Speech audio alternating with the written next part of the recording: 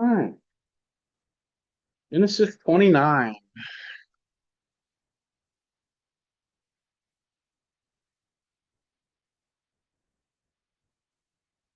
So last week we got this amazing picture of the thin place where Jacob finds himself, right? He goes right to the boundary, and anytime we get to the boundary, we can expect something cool to happen. And we're going to see that actually multiple times as people come in and out of God's promised land, and has this incredible experience and with this ramp up to heaven. He sees the angels, he sees God. God speaks to him, he pronounces another blessing. And then what was Jacob's response? If. He started with if, didn't he?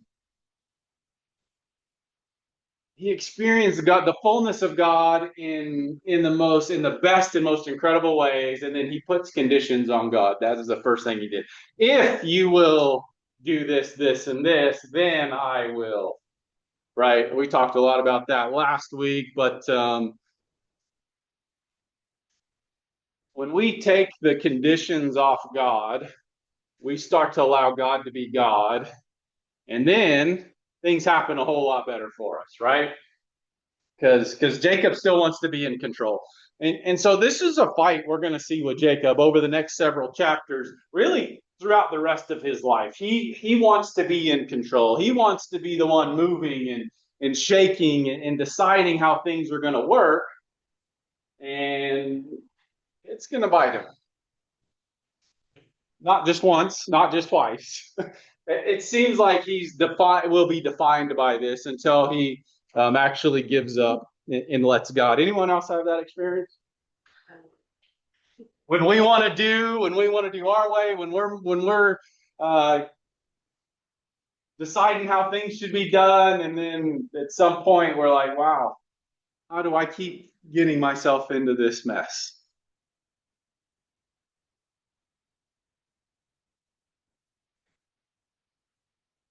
And that's Jacob's story. So, and as we move forward, we're gonna see the exile that's coming, right? And we're following Jacob on a long journey here.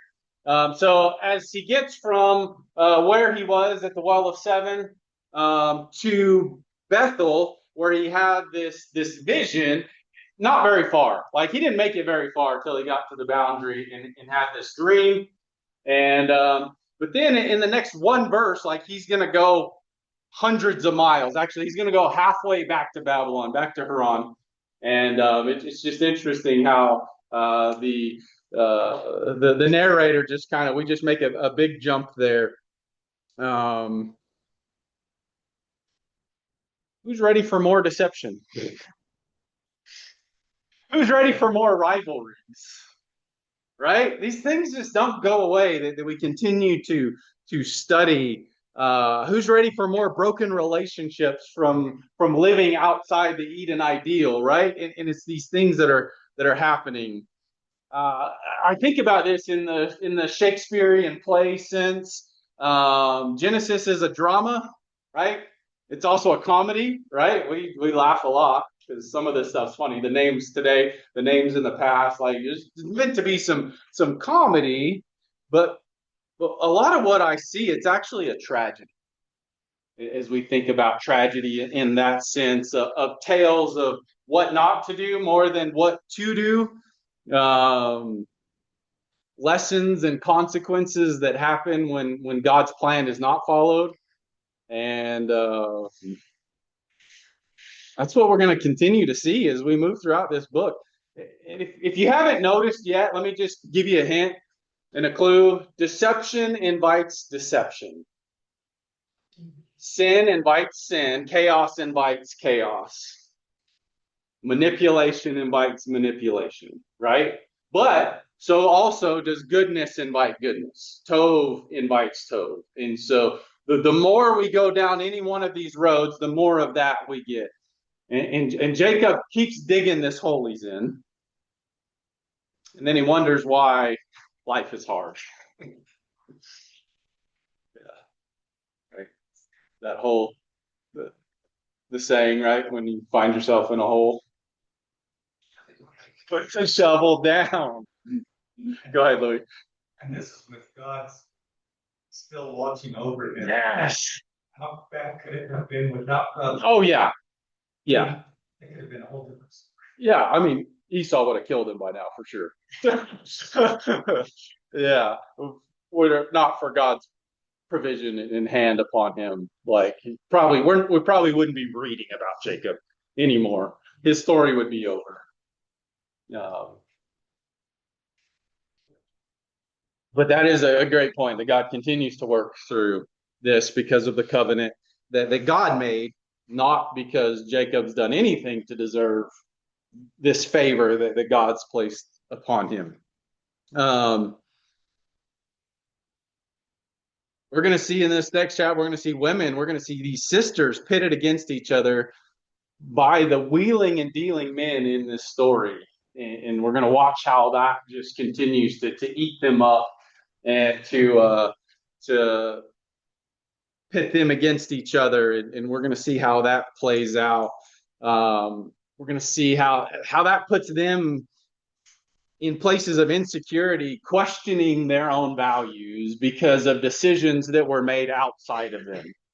And we have to remember that as we walk forward, as we make decisions, as we think, oh, this doesn't hurt anyone, right? We talked a lot about that, of how these decisions are so harmful to everyone. It's a vicious cycle that we continue to observe over and over and over. It's the people in power that think that they're not hurting anyone, but they're trying to get what's good for me. And then we watch the fallout all around as it continues to do that. And we can continue to talk about that. We're going to continue to do so because we keep going back to the Genesis ideal, male and female, right? For one, they were created to be in unity, and two, they were created to rule, to have power, and to have autonomy to do the will of God, and to do it in unity. And what we're seeing in this story is we continue to get so far removed from that. Every time we turn around, we just keep stepping further and further from God's truth and God's promises. And what will eventually happen when you continue to move further and further from God's presence? Things get worse. Huh? Things get worse. Things get worse. The further you move from God, well, at some point, you continue to move away from God, you will stop hearing from God.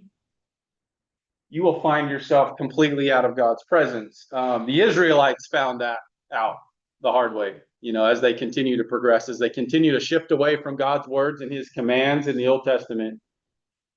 There was one, at some point, they turn around and they don't even know who this God is. Like, there's these funny stories when, like, Ezra, or I think it was Hezekiah, they find these old scrolls, and they're like, what is this? They had lost all sense of who God was. But God keeps a remnant. God keeps moving his plans forward. And it's, they rebuild the temple with Ezra. But God's presence never settles again. And yes.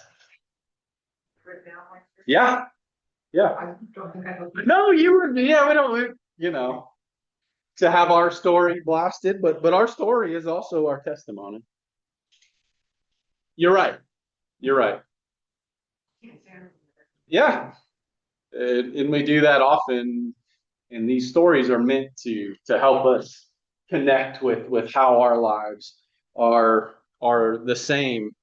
And just that, before we get into this, just sometimes a really sad reality for so many Bible readers, even including me, before I really dug in and read this, was there's a danger that these stories seem to people to be giving license for what's happening here.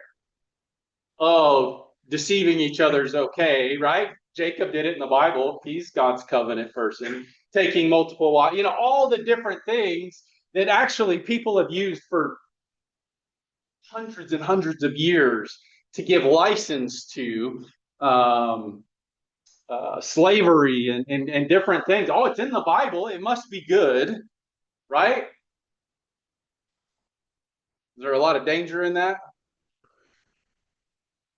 Right? But when we understand that these are cautionary tales and this is a tragedy meant to awaken us to these things, we start to read, we start to pull back the layers of the Bible. So I wanted to say that how we read the Bible matters, because you can pick and choose and you can make the Bible say just about whatever you want. But as we peel back the layers, as we dig in, as we start continuing to see these themes and how harmful they are, we start to see that this is not a good thing. Not a good thing at all. So there's hope, or at least it is me. Yeah. Because then you're like, okay, they weren't perfect. Yes. Not perfect. Yes. If God could still use these individuals, Mm-hmm. then there's hope for me. Right. Absolutely. Absolutely. Yeah. And yeah, hopefully I pay attention to it and not take it as an excuse. And not But take it as license. I know that God considers. Millions and millions of lives have been short-circuited by not treating the Bible as it should be treated and manipulating it to meet our needs and pulling things out of context and this. And just because it's hard doesn't mean that God's against you. That's right. He may be the one that's providing the resistance so you grow, That's it. so you trust. That's it. And knowing how to know the difference, see the difference. That's difficult. Yeah. And knowing when to let go. I always say, when God goes to work, you better open your hands and raise them up because you're in for a ride. Yeah. But if you start hanging on, you're going to slam him down your pulse. That's it. That's it. It's good. It's good. I think that's the story of Jacob. He's white knuckled, man. He is in it. He's like, I got a plan. I'm doing it. And it's going to take him a long time to actually do that. So it's a great lesson for us. Like, let's just do this now, and not have to take the ride down this path, and to put the shovel down and work back to fullness and holiness rather than on this path that we've gone down. But like when you read the Bible, you should make it for building a relationship Yes. with Him. Yes. And that way, it's like talking to a friend who's giving you advice. You should have the words on the Bible come out as giving you advice and taking it serious. Yeah. And then not, even like when your parents and grandparents and all that share things with you. Now it's your turn, so you should do that yourself and build a relationship with the Lord. Absolutely. Yeah. Makes a difference, doesn't it? Yeah, absolutely. And so as we kind of journey through these next passages, we see the painful portrait of the damage and hurt caused by the decisions of these selfish behaviors and what becomes actually abusive patterns that we're going to see. And I was thinking about this on Friday as I was kind of looking over these about how this happens. And I was thinking about Laban, and if you don't know the story, we're going to read it. But as Laban makes these decisions with Rachel and Leah, I don't think his intention was that I want to hurt my daughters, right? Or I'm going to stick it to my daughters, right? That's not his intention, I don't think. For one, he's looking out for me, and he doesn't really care what the fallout is for anyone else. And so, whether this is his intention or not, his actions are bringing this about. And same with Jacob, right? Whether he intended to hurt anyone, his manipulation, his wheeling and dealing brings this out, right? And now we're going to see how the fallout just continues to compound. So let's get into 1 to 12. Someone read Genesis 29, 1 to 12, and let's see how this next step of this first step of the exile goes. Then Jacob went on his journey and came to the land of the people of the east. As he looked, he saw a well in the field, and behold, 3 flocks of sheep lying beside it. For out of that well the flocks were watered. The stone on the well's mouth was large, and all of the flocks were gathered there. The shepherds would roll the stone from the mouth of the well and water the sheep, and put the stone back in its place over the mouth of the well. Jacob said to them, "My brothers, where do you come from?" They said, "We're from Haran." He said to them, "Do you know Laban, the son of Nahor?" They said, "We know him." He said to them, "It is well with him." They said, "It is well. And see, Rachel, his daughter, is coming with the sheep." He said, "Behold, it is still high day. It is not time for the livestock to be gathered together. Water the sheep and go pasture them." But they said, "We cannot until all the flocks are gathered together and the stone is rolled from the mouth of the well. Then we'll water the sheep." While he was still speaking with them, Rachel came with her father's sheep, for she was a shepherdess. Now, as soon as Jacob saw Rachel, the daughter of Laban, his mother's brother, and the sheep of Laban, his mother's brother, Jacob came near and rolled the stone from the well's mouth and watered the flock of Laban, his mother's brother. Then Jacob kissed Rachel and wept aloud. And Jacob told Rachel that he was her father's kinsman and that he was Rebekah's son. And she ran and told her father. All right.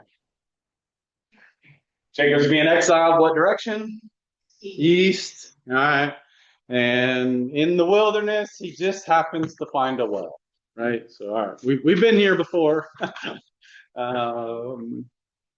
And so, just like I said, this narrative it really it speeds up. It captures the super long journey in one sentence, right? In verse 1, continued on to a journey, so hundreds and hundreds of miles, and then it like comes so slow on how it talks about this well. So all I can think as I read this is this well must be really important, because like he just went months and months and months in one sentence, and they told us like over 3 verses about this well and how it works and what the kind of the expectations are for this well. When does this well get used? All of the sheep. All of the sheep. Okay. Yeah. So not just when 1 or 2 comes, right? Yeah. And it all had to do with the big once all the sheep are there, then the big stone is rolled away. And then once all the flocks are watered, right, then the stone is rolled back. So that's how long do you think this process has been done? Years and years and years. And years and years and years. Right? This is probably since Nahor settled in Haran, right? This is just the way things are done. And I really want to kind of move in, just call attention to that. And as we progress here, here in Haran, we have a certain way of doing things around here. That's their response, right?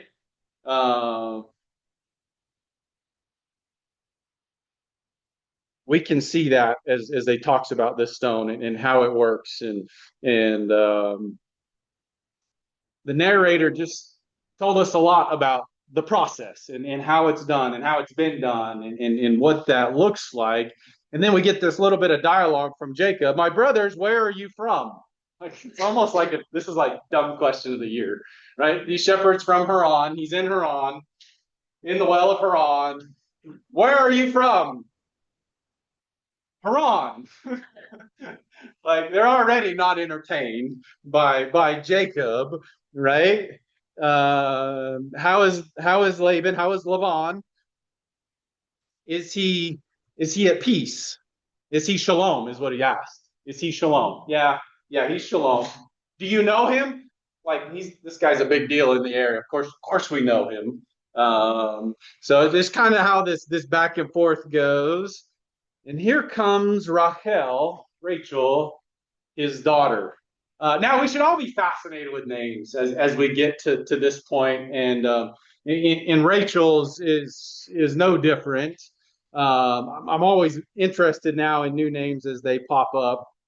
Rachel means lamb, and it says lamb is coming. And what I found really funny was the word coming in Hebrew was ba'ah. So lamb is ba'ah. Lamb is ba'ah. If you don't think the Bible's funny, I'm telling you, it's funny. Because lamb comes ba'ahing down the road with the flock of lambs. You get it, like this is hilarious. A little comic relief we're given in the story. So just remember that name because it's going to be real important as we continue to progress through the story, through this narrative. In verse 7, look, he said, the sun is still high. It is not time for the flocks to be gathered, but water the sheep and take them back to the pasture. What's he telling them?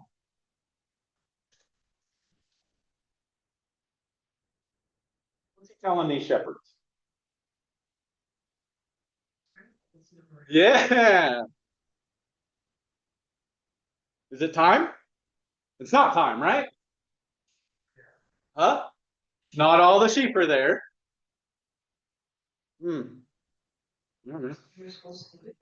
Yeah. Says you guys provide the water now, and how do the shepherds respond? He tried to hurt them. I mean, to some point, a pretty girl just showed up. We gotta get this thing moving, right? You gotta. Mm-hmm.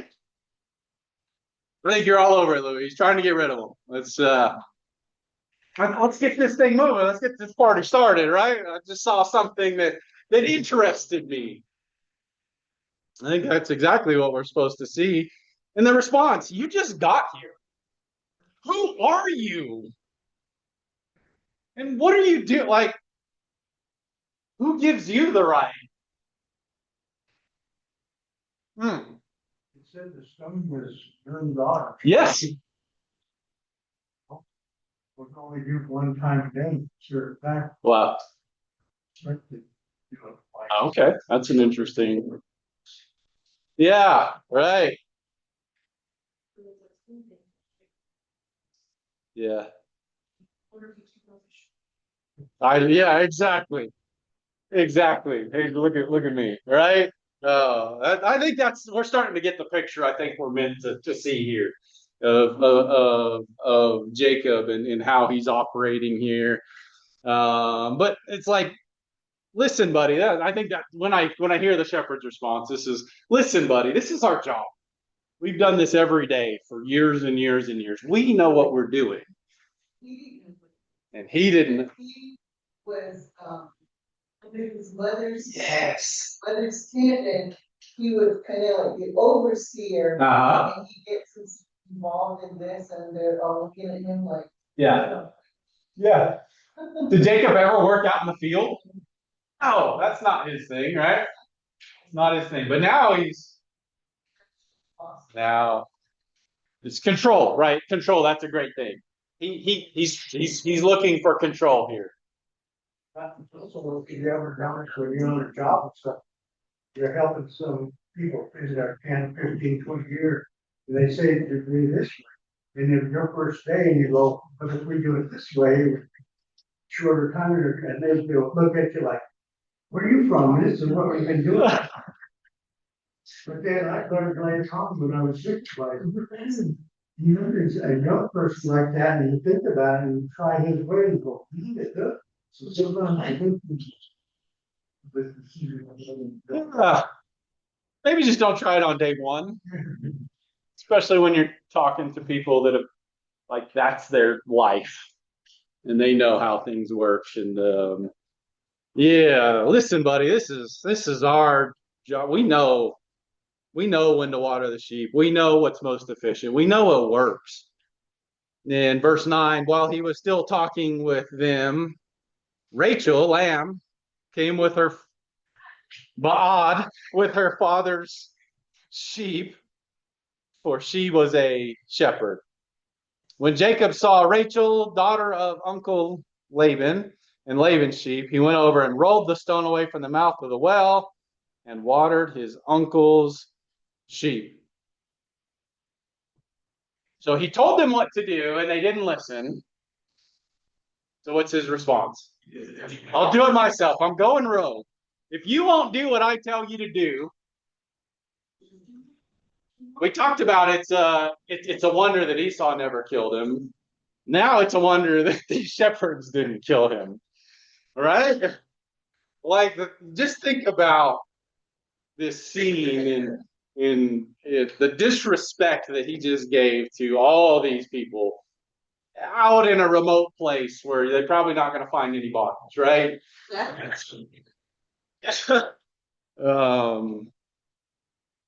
not going to desecrate a holy place. They're not. And this is a holy place.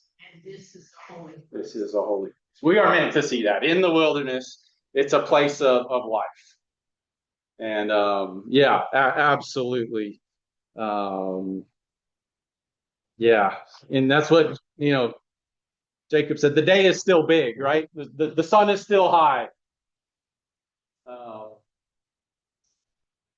I'm going to do it my way. Then it says, then he lifted up his voice and then he wept. Yeah, he kissed her, lifted up his voice, and then he wept. This guy's a mess, man. He's lucky he wasn't breathing on the ground. And when she needed, Right. stranger comes up like, Yeah. sleeps. Does it right till after. This is fun. right. Right. Oh. Right now I have an image of Okay. So we have a story of a lone chosen one out in the wilderness. He discovers a surprise source of water and just happens to find his future wife. If that doesn't sound familiar, it should, right? This is replaying Genesis 24. This is almost the exact journey when Abraham sends his servant to the same well to find Isaac a wife. And this is where Rebecca comes from. And as we think about this story, it maps right on top of Genesis 24. So we're seeing these patterns just continue to play out as we work through the story. So as we track the story, Jacob wakes up from a dream at the house of the Lord at Bethel. He's at the Eden spot where heaven and earth have come together. And then he journeys east. And surprise, surprise, another water spot with animals and a future wife. How does it describe the animals as you read that? Are the animals at turmoil? Is things going wrong for them? No. Everything's at peace in this place. They have a system, the system works, the animals are being fed, like the system is good. Things are in symbiosis or in just things are working as they should. And what's the first thing Jacob does? He stirs it up. Yeah. Well, for one, I'm going to tell you what to do. And I said, you're dumb, right? They probably use worse language than that. And two, if you're not going to do what I say, I'm just going to do it myself. Actually, I'm going to see a pretty girl and I'm going to go rogue and start doing things my own way. Forget you guys. What do you know? How easy is it to walk with that kind of attitude? What do you know? A&W? What's that? Found a good choice of. Oh, and then I found my wife there. Oh, there you go. That was Drew's thin place. Was A&W. Oh, love it. Love it. Oh. Hmm. How often do we operate like that? Like, what do you know? Like, I got it figured out. I know what's going on. Who are you? Who died and made you king, right? That's a good recipe to be humbled. I'll tell you that right now. That's a great recipe for getting put flat on your face in a whole bunch of different ways. Is any of this beyond Jacob's character? Is any of this unexpected as we know from what we know about Jacob's life? None of it is, right? Jacob's making plans. He devised this little scheme on the fly. He's smooth, right? He's a smooth man. He keeps being smooth, right? He's a wheeler and dealer. He's a thinker, and he's quick too. Think about how quick this plan just pops into his mind, and how he devises this scheme, and how he's showing off for this lamb that he's related to. Yeah, but man, he's quick. He's smart. So the influence from Rebecca seems to Ah, manifest itself in a more deceitful way with him than it did with her, because you look at her and her deceitful ways, and you look at his, and his are like the next step up. it's the story of Genesis, wasn't it? He's taught by the best, and we continue to take that next step, right? The sins of Adam and Eve, right, of disobedience turns into the sins of Cain, murder, and then the sins of the next step. What was the next step? We went from deception to disobedience to murder. Genesis 6 is a flood because the depravity had gone so bad. And we watched that, and then we watched the reset, right? Then we watched the sins of Noah's sons. And it happens again. And then it happens again. So absolutely. The Bible continues to show us how the legacy we leave behind for our kids will continue to compound in whatever trajectory we're heading. Unless we turn to God. I hear about generational curses, and I think of it more as generational trajectories. And unless someone changes that trajectory, it continues to go in that direction. But God is a God of changing directions, particularly our directions. To say, hey, you're not on the path. This is not the direction. And that's where we get the word repentance. It's the Hebrew is shuv. It's to turn. It's to say, this is not a good trajectory. Let's change the direction. Unfortunately, we're not seeing change. What we're seeing is he continues to go the wrong way. Just spoiler alert, all this comes back to bite him in the next week. We're going to see how all this comes back to bite him. Before Jacob left Isaac, Isaac told him not to marry a Canaanite, right? Mm-hmm. And didn't he send him to Laban? I think it was in Genesis 28. In verse 5, it says, Then Isaac sent Jacob on his way, and he went to Padan Aram, to Laban, son of Bethuel, the Aramean, Mm-hmm. brother of Rebekah, who was the mother of Jacob and Esau. So he kind of got direction to go for dad. Yeah. So it didn't, but so remember, if you go back, it's Rebecca putting this in his head first. Yes. So it's mom and dad. Yeah. But yes, mom and dad, as they're scheming to this point. And he was supposed to take a wife from there. Yes. Yep. Yep. Absolutely. Mm. But it's don't marry your cousin. Was it really God really had. No, that's pretty common. I think in this time, that's a fairly common practice.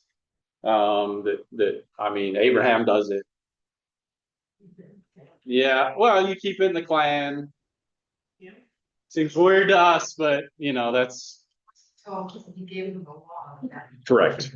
Correct. That's in Leviticus. He spends a lot of time sorting that out. Who you can and cannot marry. This won't be the last time Jacob hears the phrase, "This is not the way we do things here." If you read ahead, it'd probably be the first thing you read. This is not the way we do things here, and it's really going to come back to bite him on doing things the way they're not done. Lastly, just close up this, and then I'm not sure. I keep reading this, and I'm like, am I trying to read too much into it? But there seems to be some significance here because I think as I looked, there are only 4 times in the Bible does it talk about a stone being rolled away. Like, there's got to be some significance here because it happens so little, and I see some real interesting symbolism. So, the most familiar stone being rolled is Christ, right? Right before that, they roll the stone away for Lazarus. In the Old Testament, it happens twice. Here and one other time, and it's when Daniel comes out of the lion's den. So what is so interesting is I thought about those 4 things, well, particularly those 3 things, as I try to relate it back to this one, and how the symbolism and the imagery of that. Every single time that happens, there was non-life and God brought life out. Right? Was Daniel supposed to be alive in that? Unexpected. No, not expected. We know Lazarus was dead. Right? And we know there was the death on the cross of Jesus. So every other time it's used, there's death, and out of death, God brings life. And when you said this is a holy place, I think when we've seen that imagery of the stone being rolled away, this is a place of life. This is a place where the animals come, where things are flourishing, when things just work as they should. It's another little picture of Eden, of how God continues to bring life. But and as I thought about those 3 things versus this thing, I had to say, what's different about this story that's not the same as that story? Anything jump out? What? In all those other stories, the rolling of the stone seems to be by divine appointment. And in this story, who's doing the rolling? Taking something that is so good and brings so much blessing. Didn't we see that from Dad? Was it Dad the one pronouncing blessing instead of God? Now we see Jacob, who sees the blessing and who knows this well brings life in the wilderness. And yet there's still this idea of doing it my own way. Well, and the other thing that's off is the well was dug. Yes. This sounds like a spring. And they were stopping up the water with the stone, Yeah. because otherwise the water would have just poured out. Yeah. And so there's Some more imagery there. significance to why it was stopped up. Right. And was only released at certain times during the day. It's good. Well, Because it was life, yeah, you're right. And that's, I think, what we're supposed to see. That well is life. that well is. And when we treat life in the right ways, things work. Things work. But when we get off that path, we find trouble. Jacob's going to find trouble. He's going to find more trouble. He's going to give more trouble. And he's going to find more trouble. And he's going to give more trouble. And he's going to find more trouble. Let's pray. Lord God, we thank you for your word. We thank you that, Lord, you are the God of life. You are the God that brings life. You are the God that wants life for each and every one of us. Lord, and I pray as we read through these passages that comes through, Lord. You are the God who rolled the stone away. You are the God who brings life out of non-life and continues to do so, Lord. And each and every one of us in here have experienced that life. That life that you gave that redeems us and saves us and brings us back into your presence, Lord God. And I pray that we would experience that in the way it was meant to be experienced, Lord, without trying to put our conditions on it, without giving you any ifs, Lord, but just to receive your blessings as you give it to us and to pour those blessings out on others as you would have us do it, Lord. Lord, take us out of the mix. Take our will and our thought and our ways out of the recipe, Lord, and just let us appreciate you for who you are and what you do and how you move. And Lord, may we just be a part of that and nothing else. Lord, just show us the ways where we continue to try to do it ourselves and try to bring the blessing ourselves and how often that gets, how often we find ourselves out of your presence, Lord, just continuing to move further and further from you, Lord. But I pray that we would experience you in the way that you have set up, Lord. May we find the peace that this well brings. May we find life and just that you would continue to work through us in that, Lord. We thank you for this time. I thank you for these discussions, Lord. And I pray this all in your name, Jesus. Amen.